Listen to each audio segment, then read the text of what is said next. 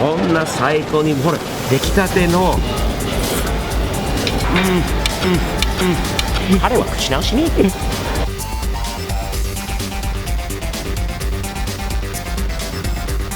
最悪だね。じゃあ口に入れても俺は問題はない。ここ一番屋はね最高。いいね。うめえ。サムサム。スティーブ的視点のスティーブです。東京のあるフードコートにおります。先ほどバーガーキング試してみたんですけど、20年ぶりに日本だからまたもうちょっと美味しいのかなと思ったんですが、残念ながら最悪でしたね。もうショックでしたね。バーガーキングはもう、食べないですね。よりも日本だから間違いなく美味しいなと思うのはそれにあるここ一番屋ですね。やっぱり日本のカレーがファストフードとして最高なので、昔からカレー大好き。ここ一番屋も安くて美味しい。外国人、日本に来られる外国人にバーガーキングじゃなくてせっかく日本に来られてるからファストフード食べるならここ一番屋の方が美味しく、食べられると思うので、今日は何カレーにしようか。ニノちゃん、そうですね、何カレーがいい？チキンカレー、カツカレー、いろいろありますよ、スティルさん。カレーがいいんだけど、じゃあ行ってとにかく考えてみます。はい、買ってきます。いってらっしゃい。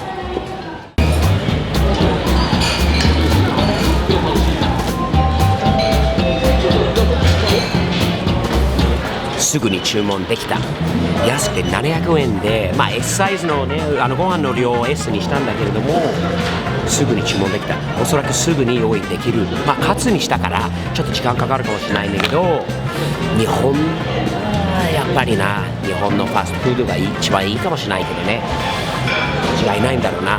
あとね、一つ言っとくんだけど、バーガーキングもそうだし、マクドナルドとかもそうだし、アメリカのファストフード、インエンアウトは違うよ。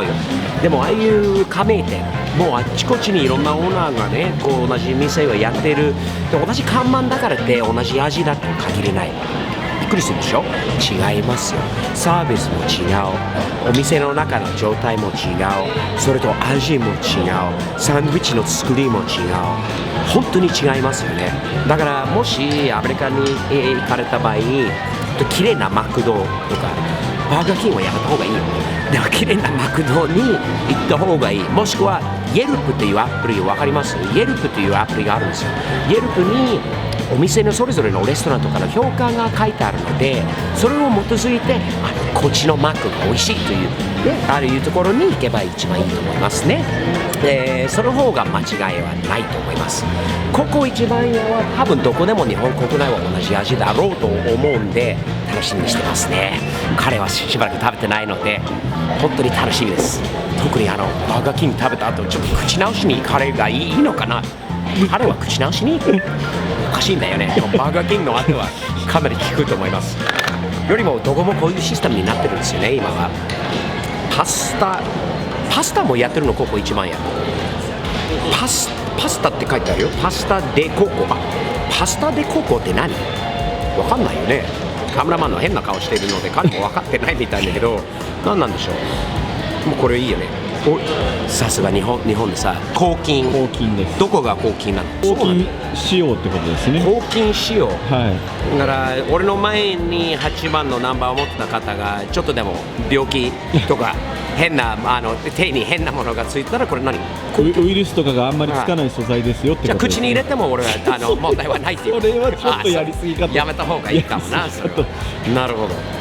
でもそろそろかな。あんまり混んでないからさ、カツが時間かかるんだよね。揚げますからね。揚げたてで大丈夫です。待つ価値がある。バーガーキングより少なくてももういいよ。ずっと待たされてもまだいい。あれみたいなもうバーガーキングはダメ。ショックだよアメリカ人として。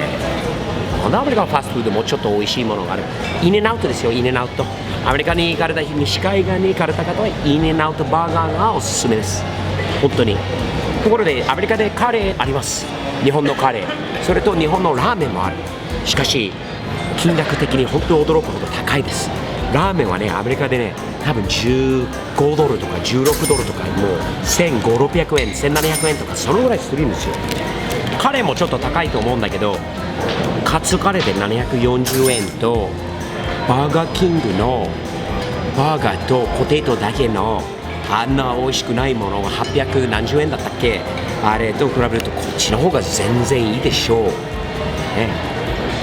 ここ一番屋にしようか。これからな、ここ一番はもう一番なりましたね。じゃあ早速カレーに持ってきます。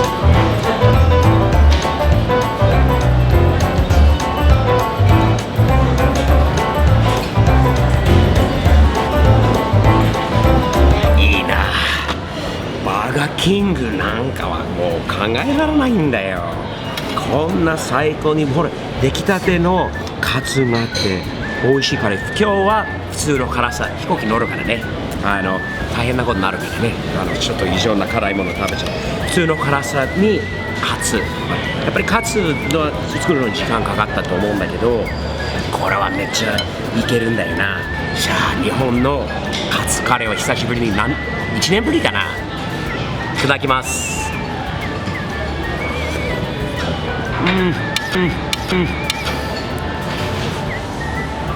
最高。カツも口に溶けちゃった。もう柔らかくてカレーも美味しい。マジで嘘じゃないよ、これじゃない、これもう本当に美味しい。比べられないよ、もうバーガーキングみたいなものと。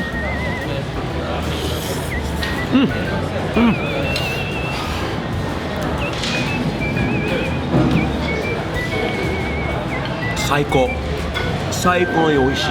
もう日本一美味しいファストフードカレーですね。ここ一番屋、いつでも食べる。もう1年ぶりでこれを思うとすぐにでも毎日でも食べられますよね。これは美味しいです。大好き、おすすめですね。外国人の方に、日本人の方はご存知だと思うんですけど、もちろん日本に住んでるから当たり前かもしれないんだけど、外国人から、見るとこういうのがあんまりないので、日本に来られた外国人の方に、日本人の方でもね、これ進めてみてください。絶対いけます。いけると思います。この味だと美味しいよ。でもこのカツはめっちゃ美味しいよ。こんなに美味しかったっけ。カツが柔らかくて、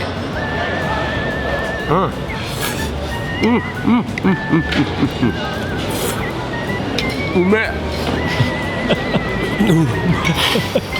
美味しい。もう汗かいてきたんだよね。もうほら暑くなってきた。それ美味しすぎてもう興奮しちゃって汗も出ちゃった。最高。ここ一番屋はね、今のところ自分の日本のファストフードのランキングの一番上になりますね。ここ一番屋カレーサムズアップ、いいね。